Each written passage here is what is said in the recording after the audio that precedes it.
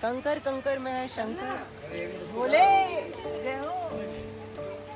UP 32 जिंदगी जिंदाबाद। शिव भक्त कहलाना या पहचाना जाना जीवन में मिली किसी मेडल की तरह है। एक ऐसी उपाधि है जो एक ही समय में मन को प्रफुल्लित भी करती है और द्रवित भी। शिव भक्तों के सपने बहुत बड़े नहीं होते बल्कि असीमित अप्रतिम होते हैं। उन्हें केदारनाथ जाना होता है, दरबार में जाके कहना होता है, कैलाश के निवासी नमो बार बार हूँ, नमो बार बार हूँ, आए शरण तिहारी प्रभु तार तार तू। महाशिवरात्रि का महा उत्सव है। मेरे लिए जीवन की एक उपलब्धि है और हर साल ये उपलब्धि मैं प्राप्त करती हूँ। मैं आप लोगों को बयां नहीं कर सकती। जिस यात्रा का चित्रण इस समय आपके सामने है, ये आज भी मेरे रोंगटे खड़े कर देता है। अप्रोक्सीमेटली नवंबर का समय, -3 डिग्री सेल्सियस टेम्परेचर, बर्फ गिर रही है और उसमें दर्शन होते हैं। बाबा केदार के समक्ष जब खड़ी हूं तो मैं बयां नहीं कर सकती कि वो खुशी क्या थी। शायद मेरी आवाज से, मेरे जो अल्फाज है उससे आप महसूस कर सकते हैं कि वो जो एक्सपीरियंस था वो ताउम्र मेरी याद में ताज़ा रहेगा। और कहते हैं ना, सामने बाबा केदार, मेरे लिए तो मेरे जीवन की उपलब्धि मैंने पा ली। कब की पा ली? मेरा धर्म, कर्म, वचन, जीवन सब भोलेनाथ के इर्द गिर्द निहित है। मैंने जीवन में उन्हें उत्पत्ति के रूप में महसूस किया है, एक्सपीरियंस किए हैं। विषम परिस्थिति में शक्ति के रूप में महसूस किया है। वो मेरे लिए विनाशक भी बने हैं और मेरे रक्षार्थ, मेरे रक्षक भी बने हैं। वो मेरे सर्वस्व हैं, वो मेरे भोलेनाथ हैं। आस्था का सैलाब है, आस्था का हुजूम है। इसको इंगित नहीं किया जा सकता, इसको वर्णित नहीं किया जा सकता, इसे सिर्फ महसूस किया जा सकता है। ये व्लॉग्स महज जीवन की खाना पूर्ति नहीं है, एक इमोशन है, संवेदना है, जीवित यादें हैं और यूपी 32 जिंदगी जिंदाबाद एक एल्बम। आज कुछ कभी ना पुरानी होने वाली यादें और यादों की झलकियां भी इस संकलन का हिस्सा बनी हैं। ये जितने भी व्लॉग्स हैं, वीडियोस हैं, चित्रावली है, ये मेरे लिए किसी खजाने से कम नहीं है। ये भोलेनाथ के प्रति मेरी प्रेम श्रृंखला का एक और मोती है और प्रण भी है, प्रार्थना भी कि ये निरंतरता हमेशा हमेशा बनी रहे। महाशिवरात्रि का पर्व भगवान शिव के प्रति हमारी आस्था की पराकाष्ठा को दर्शाता है। शिव और शक्ति के मिलन के महापर्व को महाशिवरात्रि के नाम से जाना जाता है। जगत में प्रकृति और पुरुष के बीच के संबंध को परिभाषित करता है। प्रथम उपज जो आती है दिमाग में वो ये है कि कौन है शिव, क्या है शिव? पूर्ण तपस्वी भी और गृहस्थ शिव। उत्सुकता सभी स्त्रियों को कर्म प्रदान कर देती है। मैं भी महाशिवरात्रि के लिए बहुत ज्यादा एक्साइटेड हूँ। सुबह से उठकर कामों में लगी हूँ। श्रृंगार प्रधानता को भी महत्व दूंगी। आज जगत पिता जगत जननी का विवाह है और इस उत्सव में हम सब साझा किरदार निभाएंगे। विश्व उत्सव है, महाशिवरात्रि है। जो आम दिनों में नहीं हो पाता वो श्रृंगार आज प्रधान रहेंगे। माँ गौरा को चढ़ने वाले श्रृंगार आज हर सौभाग्यशाली स्त्री धारण करेगी। मेरे हाथ में इस समय आलता है और इस आलते का रंग बहुत ही सुंदर है। माँ गौरा को अर्पण करने के बाद ये आलता आज मैं भी सजाऊंगी। अपने पैरों में भर भर के आलता लगाऊंगी। धर्म मान्यता, हमारे रीति रिवाजों की प्रधानता और बहुत सारी बातों के बाद जो एक निष्कर्ष निकल के सामने आता है वो है सौभाग्यशाली स्त्रियों का पैरों में आलता लगाना। मेरा जो ससुराल है वो बिहार से संबंधित है, जहाँ की एक मुख्य प्रथा है आलते को पैरों पे लगाया जाना। तो वैसे तो ये काम नाउन करती है घर आकर के, लेकिन शहरों की अपवाद शैली कुछ इस तरीके से बदल चुकी है जहाँ पे रिक्रिएट खुद ही कर रही हूँ और खुद लगाने का प्रयास कर रही हूँ।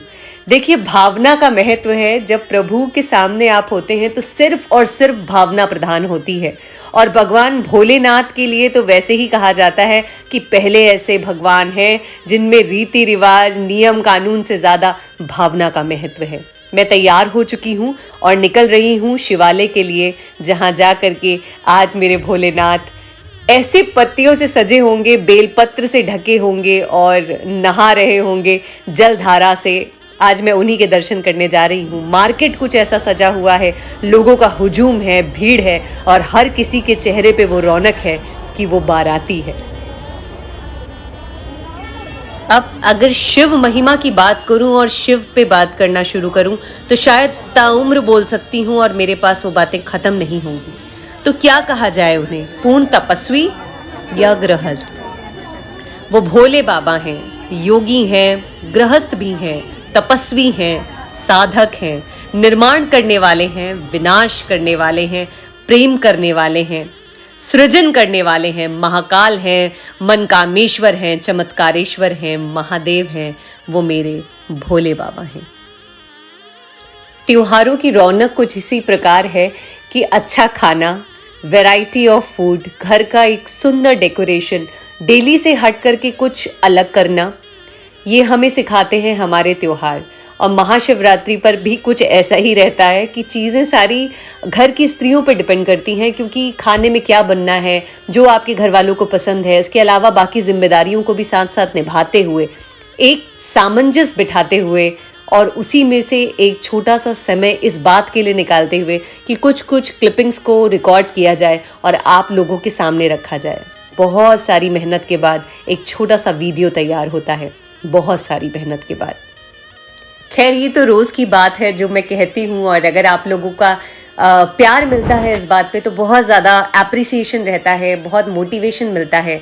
एक सब्सक्राइब, एक लाइक, एक कमेंट हम लोगों के लिए, हमारे लिए पावर बूस्टर का काम करता है। यहाँ मैंने शुरू कर दी है अपनी सायंकाल की पूजा, और अब मैं प्रॉपर श्रृंगार करके जो भी विधिवत, जो विधि मुझे पता है, मैं उसके हिसाब से पूजा करूँगी। और यहाँ आप देख सकते हैं कि बेलपत्र पे राघव ने राम नाम लिखा है चंदन से, और वो हम भगवान पे अर्पित कर रहे हैं। मेरे पास एक शिवलिंग भी है, उस पे भी हम लोगों ने बेलपत्र चढ़ाए हैं। मेरा ऐसा मन था कि मैं आज का जो अपने मंदिर का श्रृंगार करूं वो पूरा गुलाब से करूं, गुलाब के फूलों से करूं, और कुछ हद तक मैंने ये प्रयास भी किया है। आप लोग व्लॉग के अंतर्गत देखेंगे ही, छोटी छोटी डिटेलिंग्स जो होती हैं वो इस पे खूबसूरती बढ़ा देती हैं। जैसे कि माँ गौरा के लिए लाई हुई ये कुंदन की चुनरी और गुलाब के फूल। आज मेरा मन था कि मेरा जो मंदिर है वो प्राकृतिक इत्र से महके, और गुलाब की खुशबू से बेहतर क्या हो सकता है। पर्सनल फेवरेट, मुझे बहुत ज़्यादा पसंद है गुलाब के फूल, और ख़ासकर देसी गुलाब के फूल। उनकी खुशबू किसी भी इत्र में, किसी भी कृत्रिम परफ्यूम में नहीं मिलती। लखनऊ से मिलने वाले, दोस्तों से मिलने वाले जो गिफ्ट्स होते हैं वो बहुत ख़ास होते हैं। हाँ, ऑफ कोर्स उनके साथ एक याद जुड़ी होती है। आज जो ये सूट मैंने पहना हुआ है ये मुझे मेरी फ्रेंड साहिबा ने दिया था, और कई बार पूछ चुकी है, प्रतिभा तुमने वो सूट क्यों नहीं पहना। वैसे मुझे इंडियन ट्रेडिशनल ड्रेसेस बहुत ज़्यादा पसंद हैं, लेकिन सूट पहनना कम होता है। मैं साड़ियों के प्रति ज़्यादा मेरा झुकाव है, लेकिन आज मुझे उसकी बात याद थी और ये इस दिन के लिए निर्धारित था कि हाँ, महाशिवरात्रि पे मैं उसका दिया हुआ ये सूट पहनूंगी। तो आप लोग मुझे कमेंट करके बताइएगा आपको कैसा लगा। ये है मेरे पास मदार के फूलों की माला। जैसे कि हम सब जानते हैं भोले बाबा का श्रृंगार क्या है। भोले बाबा का श्रृंगार है बेलपत्र, धतूरा, भांग, मदार। तो ये सारी चीज़ें जो भी हैं ये भगवान शिव को चढ़ती हैं, और मुझे नहीं लगता किसी भी और देवता को इन चीज़ों का श्रृंगार लगता होगा। इसीलिए हमारे भोले बाबा खास हैं। हमारे भोले बाबा जैसा तो कोई है ही नहीं। शिव ही एकमात्र ऐसे देवता हैं जिनके पूजन की कोई विधि नहीं है। आप किसी भी तरीके से उनकी पूजा करते हैं, आपके मन की भावना उन तक पहुंचती है, और हमारे भोले बाबा इसलिए ही भोला कहलाते हैं।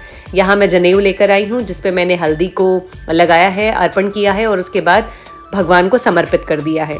किसी भी विशेष त्यौहार पे जनेऊ को लगाया जाना या पहनाया जाना या बदला जाना हमारे वहाँ परंपरागत रूप से होता आया है, और वही परंपरा मैं यहाँ पे फॉलो कर रही हूँ। मैं यहाँ पर पार्वती माँ के लिए श्रृंगार की कुछ चीज़ें लेकर के आई हूँ, और वो श्रृंगार की चीज़ें मैं माँ पे अर्पित कर रही हूँ। पूजा पाठ में जब आप कुछ छोटी छोटी चीज़ों को फॉलो करते हैं तो आपके मन को भी अंदरूनी रूप से एक सशक्तिकरण मिलता है, एक सबल, जो कहते हैं ना, एक सबल आधार मिलता है अपनी भक्ति के लिए, अपनी पूजा के लिए। तो यहाँ आप जैसे देख सकते हैं मेरी पूजा हो चुकी है। मैंने माँ पार्वती को बिछुए और पायल चढ़ाई है। राघव के लिए कड़ा बनवाया था, वो भी मैंने यहाँ पर उन्हें अर्पण कर दिया है। उसके बाद मैं उसे पहना दूंगी। और देख सकते हैं आप कि एक छटा अनोखी है, एक अलग ही नज़ारा है मंदिर का। इतना खूबसूरत है कि मन कर रहा है एक टक बस इसे निहारती चली जाऊं। साधना का जो स्थल होता है आपके घर में, वो है आपका मंदिर। कोशिश कीजिए उसे कुछ इस तरीके से सजाइए कि देखते ही मन को शांति आ जाए, देखते ही मन को एक कहते हैं ना उल्लास जग जाए, एक इमोशन जग जाए और कुछ देर बस आप ईश्वर की भक्ति में लीन हो जाएं और उसी में खो जाएं। पग बढ़ाते धीरे धीरे दिन समापन की ओर और रात हो गई है। रात में फिर से मंदिर गई हूँ, जल चढ़ा के वापस आई हूँ और बहुत देर तक घर के मंदिर में बैठ कर के शिव को निहारती रही हूँ, माँ गौरा को देखती रही हूँ। यहाँ पे छोटे छोटे कुछ क्लिपिंग्स ऐड कर रही हूँ जो आज तक मुझे जो भी फ़ोटोज़ मेरे पास हैं, सारी तो नहीं हैं लेकिन कुछ फ़ोटोज़ हैं जहाँ मुझे महादेव के समक्ष खड़े होने का मौका मिला, जिसमें जागेश्वर, वृद्ध जागेश्वर, बहुत सारी ऐसी जगह हैं। केरला की भी कुछ जगह हैं, कुछ जगह साउथ में और भी कैप्चर करी हुई हैं। तो मेमोरीज़ हैं, ऐसी मेमोरीज़ जो ताउम्र आपके साथ रहेंगी। और शायद जब भी ये व्लॉग देखूंगी मेरा मन आज के दिन को की गई किसी विशेष क्रिया के लिए बहुत याद करेगा। उम्मीद करती हूँ आपके जीवन में भी भगवान भोलेनाथ की कृपा यूं ही बनी रहे, हम सबके जीवन में बनी रहे। एक छोटा सा प्रयास था अपनी खुशियाँ आपसे जोड़ने का। अगर आपको मेरा व्लॉग पसंद आया हो तो एक लाइक, शेयर और सब्सक्राइब ज़रूर कीजिएगा। वादे के अनुसार मिलूंगी बहुत जल्द किसी नए व्लॉग में कुछ और नया लेकर के। तब तक मी प्रतिभा साइनिंग ऑफ। आप सबको महाशिवरात्रि की बहुत बहुत शुभकामनाएं।